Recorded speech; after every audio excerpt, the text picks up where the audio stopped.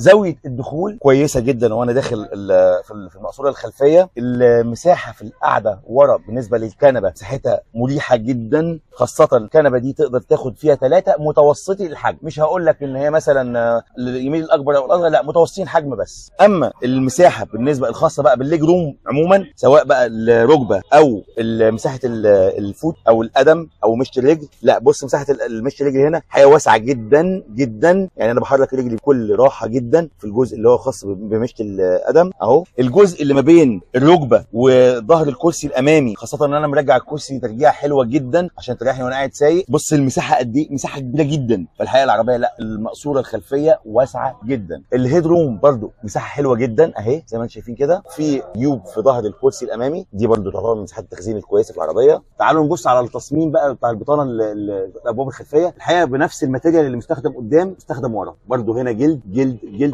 غالبا في عربيات كتير جدا ممكن يعمل لك الجزء ده بلاستيك، لا هنا معمول جلد، والجزء ده جلد جلد. مساحه التخزين اللي هنا صغيره شويه، لكن ينفع تاخد فيها ازازه ميه صغيره برضه، يعني ينفع تحط هنا ازازه ميه صغيره. في برضه هنا الايزوفيكس مثبت كراسي الاطفال. في هنا ارم ريست، في 2 كاب هولدرز اهو. في هنا برضه فتحات تكييف خلفيه، وتقدر تتحكم في سرعه المروحه في فتحات التكييف الخلفيه. في برضه مخرجين يو اس بي. اللي مزود الاحساس بالوسع في المقصوره الخلفيه ان مفيش نفق تيس هنا خالص، الارضيه فلات تماما يعني. فده برضه مدي وسع للمقصوره الخلفيه او احساس بالوسع اكتر في المقصوره الخلفيه.